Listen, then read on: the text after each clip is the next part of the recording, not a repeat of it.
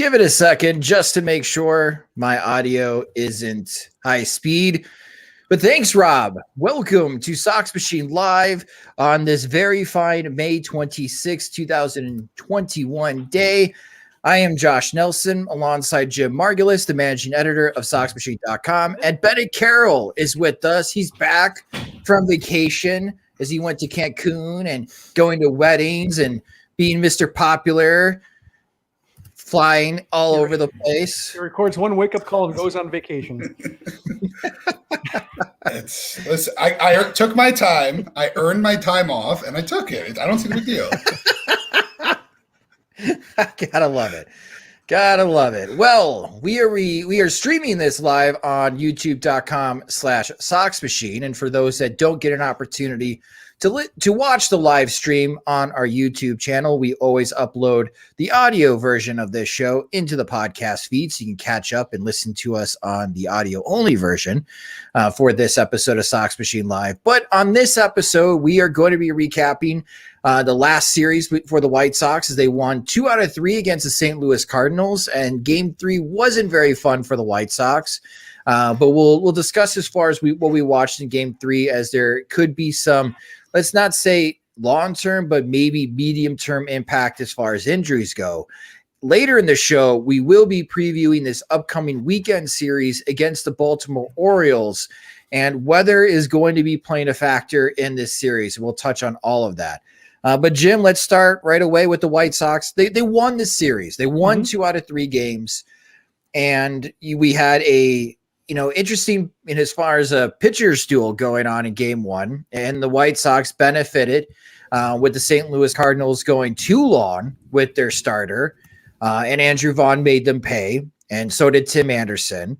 And Game 2 against Jack Flaherty, the St. Louis Cardinals forgot to play defense. And in Game 3, the Chicago White Sox forgot how to play offense. That's pretty much how you can sum up this 3-game series between the White Sox and the Cardinals, as the White Sox won 2 out of 3. What are your big takeaways from this 3-game series between the White Sox and Cardinals? It feels like the season is being very gentle about introducing any of the ways that the White Sox offense could, go into a prolonged slump. Like they've, Adam Eaton leaving today's game, the outfield being ravaged by injuries, the right-handed production lacking against right-handed pitchers, some cracks starting to show against lefties with 3 losses now in the season and not looking all that great in the opener until a third time through. So it feels like, this is kind of the kind of offense that can go into a slump, like say for, 2 weeks or so and kind of have to pitch like hell to stay away from 500, but it hasn't done it yet. I mean, they benefited from a slow hook in the opener. Then, as you mentioned, the Cardinals defense just collapses. And so they end up scoring 5 runs on 2 soft hits and a whole bunch of mistakes before Abreu actually launched the hell out of one and just made it, actually legit. And then, as we saw in the finale, just a lot of squandered opportunities. Tony La Russa feeling pressured, I imagine just shorthanded enough to where he felt like he had to get 1 run, and thus they got 0 runs because they just didn't, they couldn't take advantage of the 3, 4, 5 situations that got to them. And they also wasted outs beforehand. So it was just a compound failure there. So, as you mentioned, they won 2 out of 3. So that's great. But it just feels like they're not doing it in a replicable way. I guess the good news is they keep replicating it. They haven't, hasn't caught up to them yet. So you just hope that at some point, either some guys will, stop slumping or reinforcements will arrive. How about you, Bennett? What were your big takeaways from this series win for the White Sox against the St. Louis Cardinals? Yeah, I mean, coming off of the sweep against the Yankees, it obviously felt good to even just take 2 of 3 from a team. But yeah, I think similar to what Jim said, it's nice to have. I don't know how long they can keep doing it like this over 3 games where the offense either drops 14 runs or they scramble and try to find a way to win. So there's not much for me to really take out of it. I think I made a realization today that I actually fully buy in on Carlos Rodon at this point, which was never going to happen. But I think I'm in at this point. But beyond that, I really don't. This is just okay, we took 2 or 3. That is the positive, and we're just going to keep going from there. Yeah, and let's talk about the injuries here for the Chicago White Sox. As during the game, I was actually at the game, and I could tell from Adam Eaton just running as far as laying down the sacrifice bunt and beating out a double play that he was having enough speed to get to first base, but he was limping every single time he was running. If he wasn't running full speed, Adam Eaton is limping. And the White Sox took Adam Eaton out of the game. They moved Lurie Garcia from center field to right field and had Billy Hamilton come into the game. And the White Sox are calling that hamstring tightness for Adam Eaton. And then Michael Kopech comes in, and he's looking good. And as he throws his final pitch of the inning, it just seems like he gets shot in the leg and falls down. And they're calling that hamstring soreness for Michael Kopech. And for these two injuries, Jim, I guess we could start with Adam Eaton because he is no stranger to the injured list, especially since he got traded away from the White Sox to the Washington Nationals. This has been a concern of ours. And if he has to go on the injured list, who's the next guy up for the White Sox to help out in the outfield?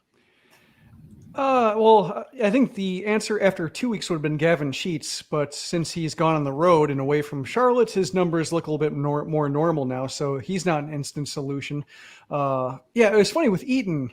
He's got a little bit of that Yoan Moncada thing to where every time like he pulls up after running through first, he has that kind of hitch in his gait and kind of looks like he's limping a little bit, and it's almost like an old man walk a little bit.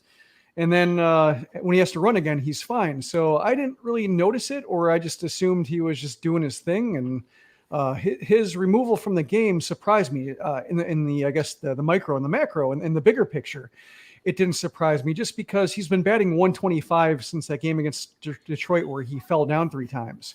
And that seemed like it had, I guess they tried to talk their way past it or just shrug it off, but the performance hadn't been there since. So it seemed like, there's either going to be some kind of reversal from that slump to where he'd be producing again, or there would be some toll he would have to pay at some point to say like, okay, I'm not doing it. And basically it might've seemed like he reached that breaking point where he admitted that just his legs weren't carrying him the way he needed to. And it's weird going to Billy Hamilton and Larry Garcia, but then you have Eaton batting 125 for the last 20 games, and he's not really any better. So this might be, it's not a good thing to have him out, but it also just might not be a bad thing when you realize just how much he's been underperforming. You like having him at the plate more than the other guys, but in terms of results, his results fit right in with Hamilton and Garcia.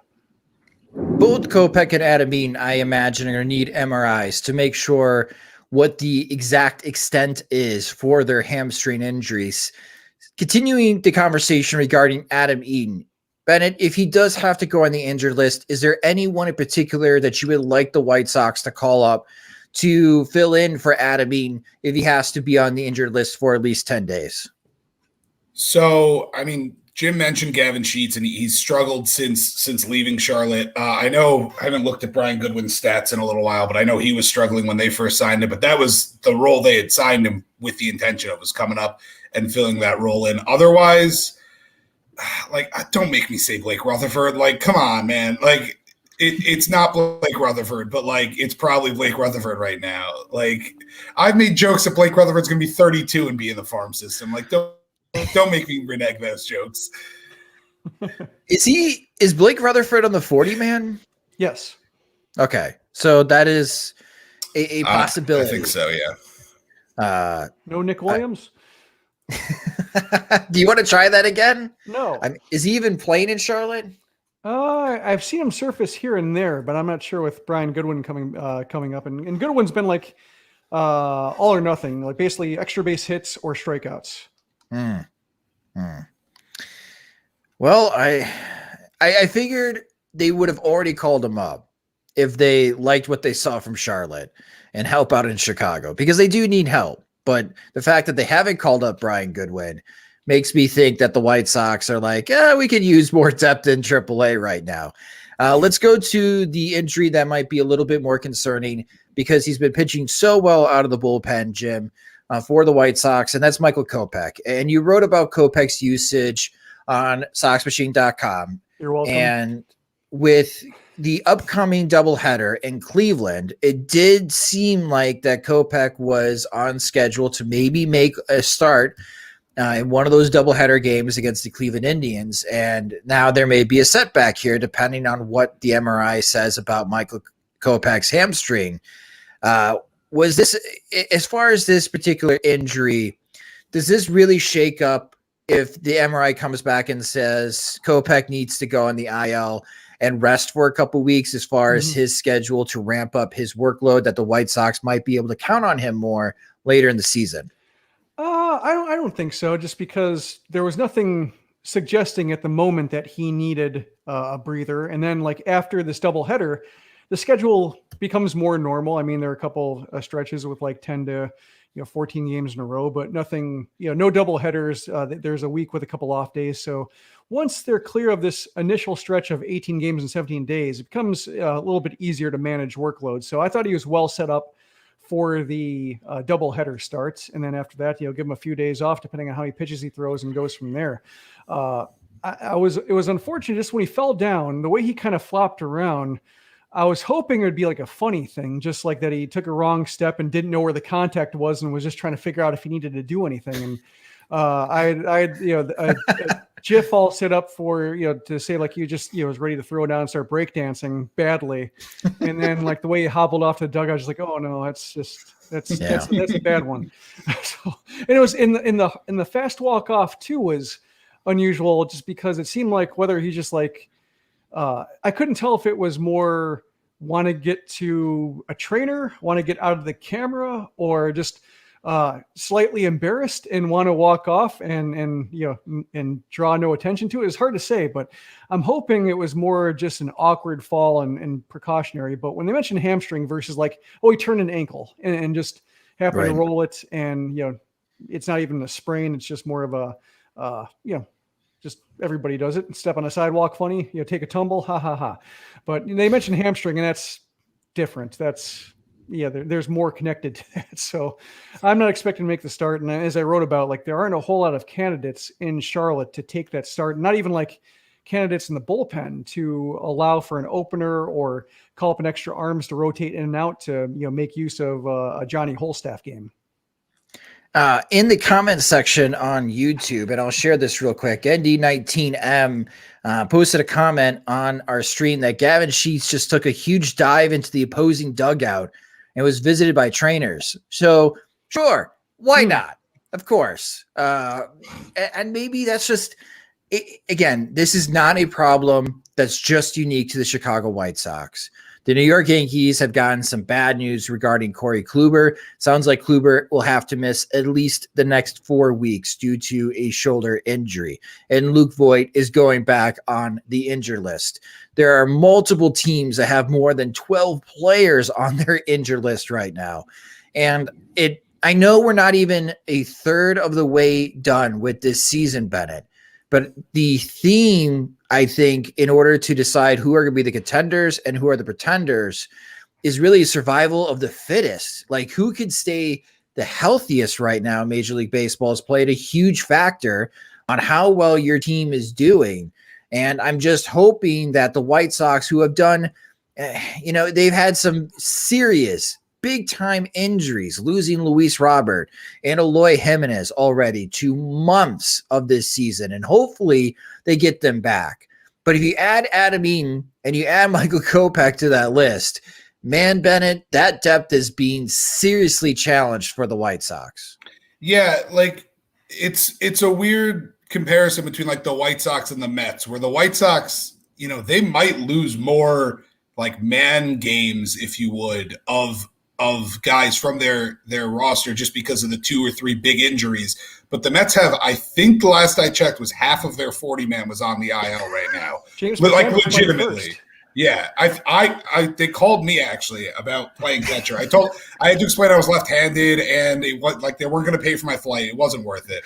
But like, yeah, it's always been a depth issue. I think even in years where it hasn't been this bad, depth has been important. And now you see it even more so, where it's not about having the 5 WAR guys coming off the bench, because that's not that's not realistic. It's about having just guys who can step in off the bench. And at times, surprisingly, Billy Hamilton has been that, which is weird. I think Danny Mendick is the perfect step off the bench as your depth guy.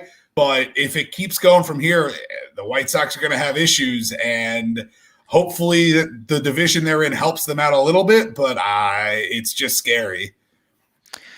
Well, let's move away from a scary topic and let's try to add some positivity to this episode of Sox Machine Live. Let's talk about Carlos Rodon, Jim. And he was outstanding again against St. Louis. He made one bad pitch to Tommy Edman, who took him deep for a home run. Edman had 2 home runs on the day. But the last 2 starts for Carlos Rodon, I mean, it's 23 strikeouts, 0 walks, 1 run allowed. He's only allowed 3 hits.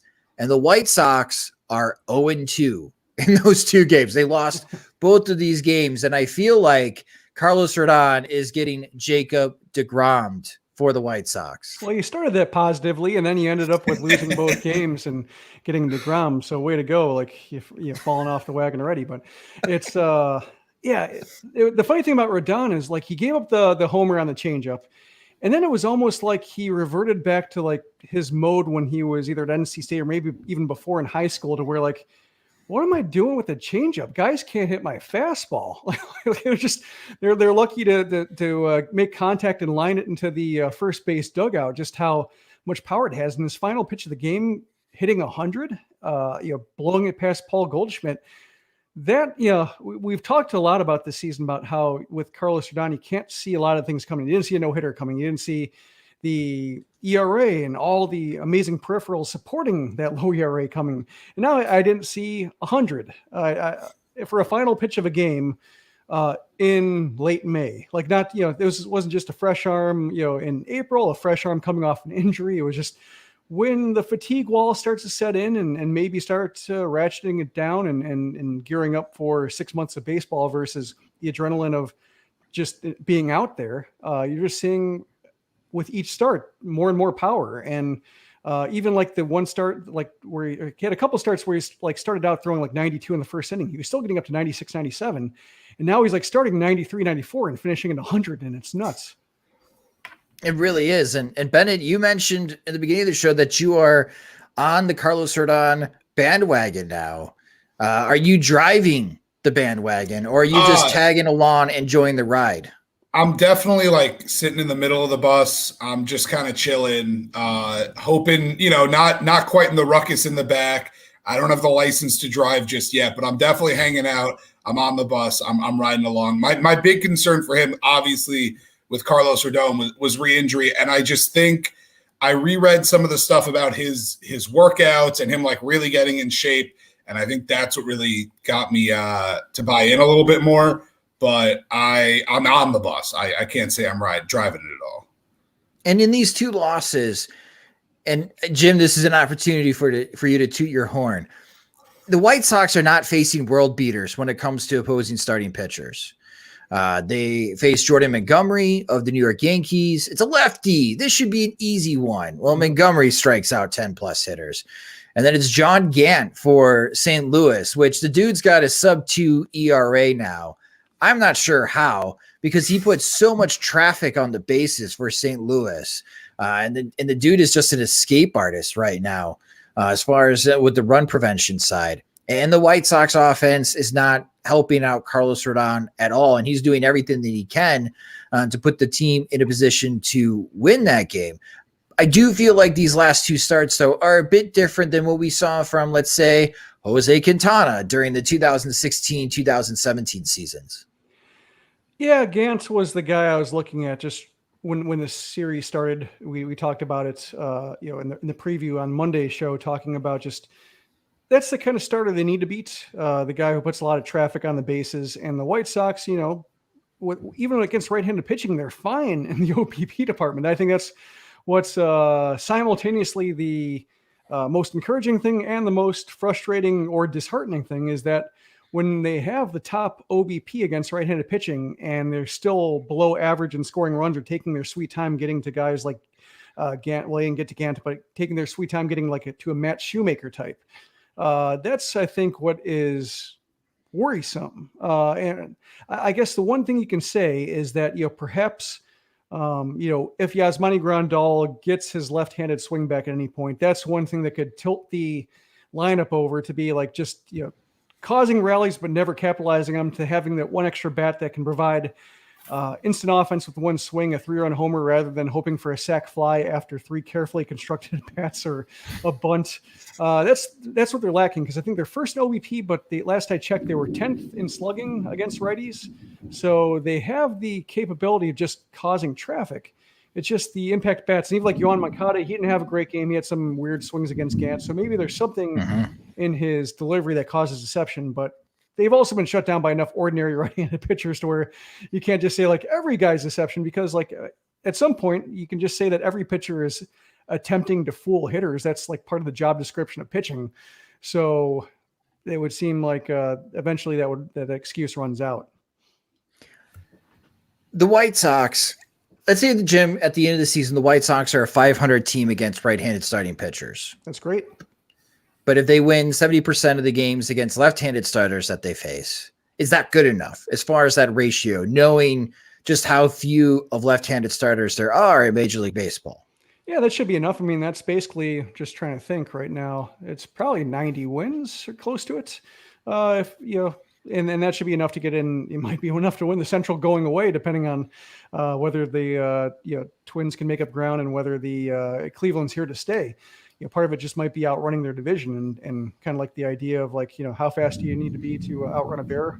Just faster, like, don't have to be the fastest. Yeah. So that's kind of how it is with the Central. Then you hope that there's just enough when October rolls around to have the depth to occasionally pull off a game with a guy like Rodon throwing as well as he is, or, Giolito, if he's throwing as well as he has been the last few times out. So, 500 is adequate. 500, I think, is a goal, depending on how long these injuries last. It does seem like Gavin Sheets did stay in the game after his tumble. And also, Adam Engel is playing center now. He went 2 for 4. Looks like he was lifted just to, you never quite know if it's like he was lifted in order to fly back to Chicago. But I'm guessing first game in center, that's just more lifted to not complete a game and to introduce him to a full game's work next time out. But you never know. Anyway, Adam, Engel went 2 for 4. It's probably one of those things like, Adam, you hit a home run. You just went 2 for 4. You're good to go. Come on. On. We need you this weekend. Hop on the flight. Where are they playing right now as far as Charlotte? Because they're not at home. Norfolk. So, hey, you're already facing some of the Baltimore Orioles players. Come on, hop on a plane. Let's go face the real Baltimore Orioles team. Let's shift to another topic here. And he did not have a good game 3, and that is Yermin Mercedes. Mercedes had 4 plate appearances. First plate appearance, bases loaded. He lined out, and it was good contact. It's just that Adam Eaton got thrown out at home. It was a nice defensive play. Second plate appearance, bases loaded, doesn't capitalize. Third plate appearance, runners on first and second, doesn't capitalize. Fourth plate appearance, runners on first and second, doesn't capitalize. So many opportunities for Yermin Mercedes in game 3 against St. Louis to really be a hero for the White Sox and be that offensive catalyst for them. And some notes that I have, because I want to talk about as far as this regression in May, because now it is a regression for Yermin Mercedes. And in the month of April, we pay a lot of attention when White Sox hitters join the team at how well they're doing against the 4-seam fastball, how are they handling against velocity, and the slider. The slider has given White Sox hitters, especially young hitters that are just getting their first taste of the major leagues, a tough time. And in the month of April for Yermin Mercedes, he passed with flying colors. Against 4-seamers, he had a .357 batting average, slugged .643. And against sliders, he hit 300, and he slugged 700 against sliders. That's fantastic. In the month of May, Mercedes is still doing well on the batting average side against 4-seamers. He's hitting 320 against fastballs, but he's slugging just 400. Against the slider, he's now hitting 227, and he's slugging 318. And these numbers drastically change with 2 strikes against Yermin Mercedes. We know that he has 2 different swings. His first swing, he's really loading up that front leg, as it helps him get his hips through the zone, and he can really mash pitches that are in the inside or middle part of the plate. And he's more of a pull hitter in the first 2 strikes that he's working with. When he's got his second strike working on him, he shuts that front leg down. It's a no strike swing, and he can capitalize on pitches towards the outside corner. Well, opposing pitchers are figuring that out. On 2 strikes in the month of April, opposing pitchers really challenged Yurman Mercedes with the 4-seamer. They threw it 36% of the time against Mercedes with 2 strikes, and he hit 300 and he slugged 400. But in the slider in the month of April, they only threw it 15% of the time against Mercedes, and he did not have good results. He hit 111 and he slugged just 222. In the month of May, opposing pitchers are throwing the slider with 2 strikes against Yurman Mercedes now 37% of the time. That is a huge jump in pitch usage against Yurman Mercedes with 2 strikes. And he's not getting any better as far as making contact. He's hitting just 188. And the 4-seamer is being thrown 33% of the time with 2 strikes at Yurman Mercedes. And he's hitting 333, but no extra base hits against that pitch.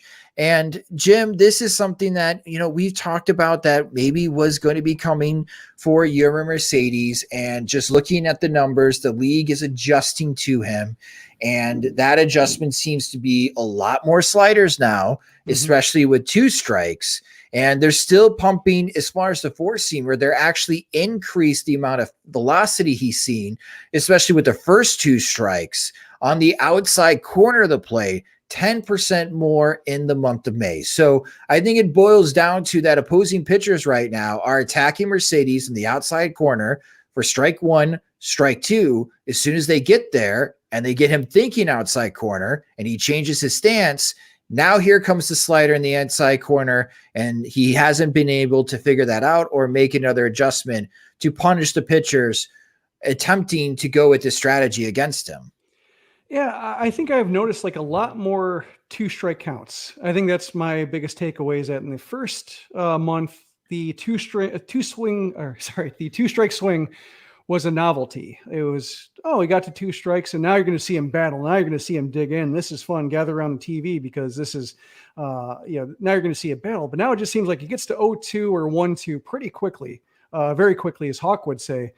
And that's when I start getting tired of that 2-strike swing, just because, especially like when there's nobody on base, or maybe there's 2 outs, or a situation where it's early in the game and you may as well just let it rip. The value of a strikeout is not that damaging or not that special to a pitcher. So you may as well let it rip. That's when, I see the swing come out where you're kind of feeling for the ball, poking, and it seems like he tends to drop the bat head and poke or pop up pitches to the right side into foul territory. And we talked about a little bit with Nick Madrigal, how he sometimes seems like he's trying to avoid the strikeouts and almost put the ball in play for the sake of putting the ball in play, versus actually trying to make productive contact and absorb the risk of, not being the, you're not having like a contact rate in the high 90s, it might be in the low 90s, perish the thought. With Mercedes, I think I'd like to see, because he's not a fast base runner. There's no value for him getting on first, like no special value to him just reaching. If he just reaches out and like pokes a grounder through the right side. So when the leverage is there to where, or when the leverage isn't there, I should say, and you may as well just hope for a double, see what happens. I wouldn't mind seeing him just try to be more aggressive with his 2-strike swing, just to maybe at least change the scouting report, not feel like all I got to do is get to 2 strikes and then he'll get himself out, or he'll just like feel for pitches off the plate and won't have convincing swings in anything. Bennett, what are you seeing with Yurman Mercedes in the month of May? I mean, similarly, yeah. I think the 2-strike swing, and I always thought it was cool. The second you see it, though, he's all right. He's going to battle. He's going to have fun. Like you said, he didn't have a single extra base hit. Like, that doesn't surprise me. That's a single swing, and there's nothing wrong with it being a single swing. But that's a swing where he's going to, he'll hit it the other way. He'll find a hole and drop a single in. So I agree with Jim. I actually would like to see him try to load up on a couple 2-strike pitches, just A, to change the scouting report of Eaton, B, to, what's the worst thing that happens is the same thing happens. Sorry if you hear the thunder in the background. There is a full-on storm. The storm has come to D.C., if you would. But, yeah, so That's basically where I'm at. Is I'd like to see him try something else because, as always, it's the you get the punch, you punch back. So he hits 600 to start the season. All right, they come with something else. So he has to adjust back, and I'm interested to see if he can make that adjustment. I agree with both of you. I think, honestly, for the rest of this series against Baltimore, I would like him to ditch the two-strike approach. I am off the two-strike approach bandwagon. I liked the approach in April. It was interesting. I think it threw opposing pitchers off. I think this swing sucks. That is just my honest assessment for Yermin Mercedes. A big dude like Yermin, a stout dude, let's call it stout. A stout dude like Yermin Mercedes cannot swing the bat like Nick Madrigal because he's not getting the same type of hip rotation when he's not having that front leg coming up.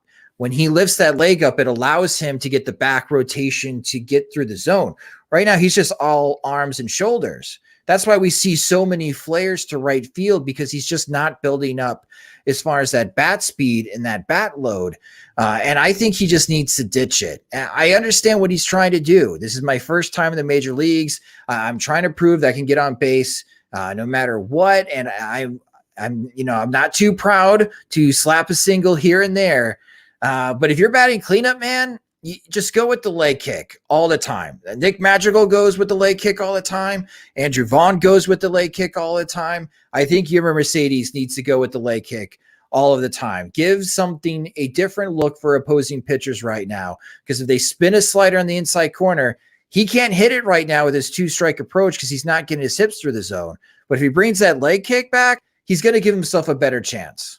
Yeah, one thing, one tweet I found that Chris Kamka tweeted out, I think it was right after the homer off Asadillo. He said, pitch speeds of Yermin Mercedes home runs this season, 87.6, 86.4, 92.2, 84.5, 84.9, and 47.1.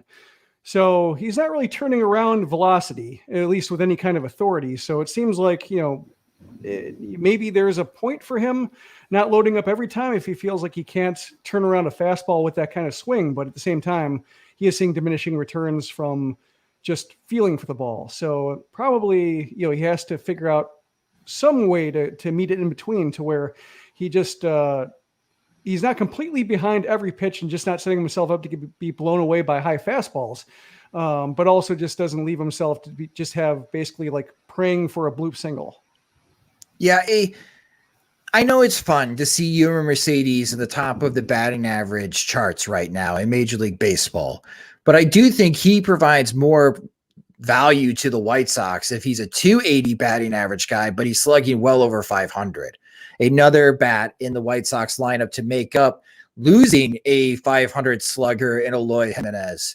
If Mercedes can do that. And that's just how I feel right now with Mercedes, Jim, is that I feel pretty strongly about this, that he should ditch the two-strike swing for a couple of weeks and just load up and try to hit every ball to the moon right now. Because I think the White Sox need more of that. No extra base hits since the Asadillo homer. So I don't know if that's like maybe he's has some kind of silent protest going on. That's quite the protest. I would think you would, spark him to go like hit 6 home runs in this week. Like a baseball hunger strike. Oh man. But hopefully Yermin Mercedes figures it out and gets back on track. He should have that opportunity in this upcoming series for the White Sox, as it's Memorial Day weekend, and they'll play 4 games over the weekend against the Baltimore Orioles. And let's go ahead and preview that series now on Sox Machine Live as we take a look at the Baltimore Orioles. And I got to tell you guys, the Orioles are what we call in the industry struggling. They have lost 9 straight games. They are 17-32. Offensively, they average a little less than 4 runs per game. On the run prevention side, they are allowing more than 5 runs per game. That's a quick way on how you become 17-32 and have one of the worst records in all of Major League Baseball. Looking at the pitching probables for this series, and let's talk about the weather in Chicago for Thursday and Friday this week. On Thursday, May 27th, there is a 70% chance of rain, and that rain's going to start at 3 p.m. Central Time. The high is 60 degrees and the low is 48 degrees. So it's supposed to rain through the evening, with the hardest rain, again, coming after 3 p.m. Central Time, going all the way through the night, as it will slow down in 5 in the morning on Friday. And then on Friday, the rain is supposed to pick up again. The heaviest stretch is going to be from 1 to 3 p.m. And then there's supposed to be another stretch of rain that starts around at 7 p.m. And the high will be 51 degrees on Friday, with the low being 47 degrees. So the weather, it seems like April weather is coming, at least for the first 2 games of this series on Thursday and Friday. And there's a serious chance that both of these games could be washed out for the White Sox. And for the pitching probables for these 2 days, it's going to be Bruce Zimmerman for Baltimore against Dylan Cease. That's the probable matchup for Thursday, May 27th. On Friday, it is Matt Harvey for Baltimore against Dallas Keuchel. So again, we'll see weather pending on what happens with these matchups. Going into the weekend on Saturday and Sunday, the weather looks great. It's going to be sunny. It's going to be in the low to mid 60s in Chicago. These games should go on schedule. It's going to be John Means for the Baltimore Orioles against Lance Lynn. And on Sunday, it's Keegan Aiken against Lucas Giolito. But Jim, with weather, we talked about this in the past, and on Memorial Day, Monday, the White Sox are heading to Cleveland, and they already have a doubleheader scheduled for that game, for that day. They're going to play their first game around 2:00 p.m. Central Time, and then the second game around 5:40 p.m. Central Time in Cleveland. Again, weather pending what happens as far as on Monday. But we mentioned with Michael Kopeck, and we mentioned with Adam Eaton's injuries, and that the White Sox are playing 18 games in 17 days. Is Mother Nature helping the White Sox out if rain wipes out either Thursday or Friday? I don't think it hurts. On one hand, you have the Orioles, who have lost 9 in a row, and we've talked about it before with other teams going through massive losing streaks, with the way the Royals and Twins have struggled, that kick them while they're down. And even if Kopech's out of there, Kopeck probably would have been available for the opener of the series, and Eaton probably would get a breather. But yeah, probably wouldn't hurt to have guys take a day off. On the other hand, Tim Anderson was out of the lineup. Yasmani Grandal was out of the lineup. You're just getting days of rest, so they should be back. They should have more than enough talent to offset it. On the other hand, when you have the doubleheader looming on Monday, it doesn't hurt to have at least maybe one day off, assuming there isn't going to be. I imagine there's some kind of language in the CBA to where you can't stack double headers and have a double header on Sunday going into a double header on Monday. I imagine they would just reschedule a game for later in the year. And fortunately, the White Sox are home for it. So if they lose an off day, at least they wouldn't have to travel for it. That's Baltimore's problem if it comes to that. And Bennett, when you're looking at these pitching probables, let's just work right now under the assumption that maybe Mother Nature is kind to the White Sox, and especially White Sox fans that want to attend these games, and they can get all 4 games in. When you're looking at the pitching probables for this series, John Means is throwing great. And I think John Means is going to find himself on the American League All-Star team this year, repping the Baltimore Orioles, maybe alongside with Trey Mancini, which has been a great story as he battled cancer and now he's back, and he's having a terrific season for the Baltimore Orioles. But when it comes to the pitching probables, and outside of John Means, nobody scares you. And I feel like the White Sox have to win at least 3 of these 4 games. Do you feel the same? Yeah, I mean, first of all, I just realized Saturday was Means Lynn, and now I'm going to find excuses to be busy Saturday so I can watch that game, because that's going to be awesome. But yeah, it's a matchup against an inferior team. You need to win the series. So if it was a best of 3, I'd say you need to take 2 or 3. If it's best of 4, you need to take 3 or 4. Mother Nature, dependent. But you can't expect more than 3 out of 4 against any team. So I'm expecting 3. If they only get 2 out of 4, something went wrong, and I'm not going to say who I think will probably be to blame, because I don't want to get into that. But 3 of 4 is the expectation. If our game gets rained out, it's 2 out of 3. How do you feel about this series, Jim? I mean, when you just look at the starters and you see, like I guess Matt Harvey would be the next litmus test for whether the White Sox can hit any righty because his ERA is almost 9. I'm looking. Yeah, he has more runs allowed than strikeouts. He's got 20 earned. Well, he's got, even if you count the 5 unearned runs, like if you just count earned runs, he's got 20 earned runs and 15 strikeouts this year. Is that good? Games. Is having more earned runs than strikeouts good? I'm trying to think if there's ever been a pitcher in history where that could work. And even probably if you go back to like the 1880s, it probably didn't work. But yeah, like he's the next litmus test for whether the White Sox can like hammer a righty without the assistance of like cartoonishly bad defense like the Cardinals had. So that's, I think, what I'm looking at. Means is good. If Means shuts down the White Sox, that's, even if he's lefty, it's like, that's fine. Like, it's a good pitcher beating an offense. That'll happen. I would love to see Means versus Rodon, just because it seems like it would be the matchup of lefties with insanely good ERAs getting very little support. Means has a 1.79 ERA, but he's 4-0 and he's got 10 starts. So he's had 6 no decisions with that kind of line. And I think that's what, that kind of speaks to the quality of the Orioles offense. So I'm hoping that, Lynn can do the same thing, hold up his end of the bargain. Even if he isn't like Rodon grade sexy right now with just how he's demolishing hitters. Yeah, I hope the rain stays away, at least enough for the White Sox to get these games in, because I feel like they have a good shot of winning all 4 of these games. And to go on Monday on Memorial Day and talk about as far as the White Sox being at 32-20, and there's 2 games against Cleveland, that would be an opportunity for the White Sox to add some extra ground against Cleveland. Because right now, the White Sox being at 28-20, Cleveland's 26-20. They're just a game back of the White Sox. So no matter, for all the White Sox fans that are being really optimistic and positive, as you should be, 28-20 is a good start to the season, especially with all the injuries that have been happening.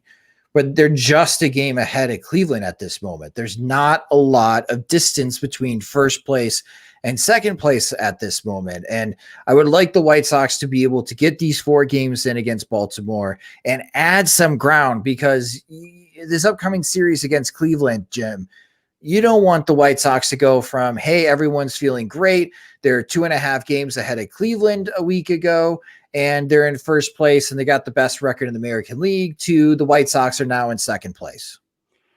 Yeah, especially with, going from a rotation that has, Matt Harvey and Bruce Zimmerman to the quality of righties that, although I guess that Plesac is out because he aggressively removed his shirts and broke a finger. But aside from that injury, even, with, Plesac missing a series, they still have Savall, they still have Bieber, you can roll out any righty, McKenzie if he comes out, to give the White Sox fit. So I think this series is important just because of, hit Matt Harvey.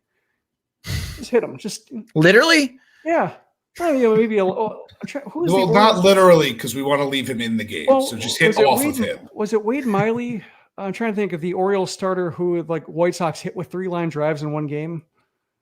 Oh, it might be Wade Miley. Yeah, I think it was him. So, but yeah, just they've done it before to a Baltimore starter. But yeah, just loud contact, lots of loud contact, lots of line drives, lots of backs of outfielders' uniforms. That's what I'd like to see. Well, again, hopefully the weather stays away as far as the rain for the White Sox. It doesn't look great right now with the forecast, and we'll provide those updates to you guys as far as what's going on with the weather and what's happening with these games between the White Sox and Orioles. Again, it'd be great if they could get all 4 games in against Baltimore. They will definitely get the games in for Saturday and Sunday. There's no issue as far as weather for those 2 days. Fingers crossed on what happens Thursday and Friday between the White Sox and the Baltimore Orioles. We'll recap that series on Monday's Sox Machine podcast that will be released on Memorial Day. So I hope everybody has a great Memorial Day weekend upcoming. We do have a White Sox wake-up call that will be there in your podcast feed on Friday morning. And if you are not subscribed to the Sox Machine podcast, or you're not a subscriber to our YouTube channel at youtube.com/Sox Machine, go ahead and do that so you can listen to us wherever you listen to podcasts. And whenever we do go live and we have a stream, you could watch us on youtube.com/Sox Machine. Also follow us on Twitter. We are at Sox Machine. You can follow me on Twitter at SoxMachine_Josh. And you can follow Bennett at the Bennett K. And if you need Twitter followers, he is your guy. He will help you get more Twitter followers. He is the Twitter cheerleader within White Sox Twitter. And we appreciate that from Bennett. Except he's not helping me out. Jerk, whatever. Anyways, if you just discovered the Sox Machine podcast, or if you enjoy our work and you want to help support us, you can do so at patreon.com/Sox Machine, where you get exclusive content, also bonus content as well with the podcast, as we have bonus PO Sox questions that Jim and I answer, additional questions every single week. And it comes with an ad-free version of the podcast and an ad-free version of the website. And when we have new Sox Machine swag, our Patreon supporters get first crack at it. So if you would like to get more and help support us, go to patreon.com/Sox Machine, where we have several different tiers of support starting at $2, $3, $5, and $10 a month. Sox Machine Live is a production of SoxMachine.com, your home for all things Chicago White Sox baseball. Alongside Bennett Carroll and Jim Margulis, I'm Josh Nelson. Thanks for watching and listening.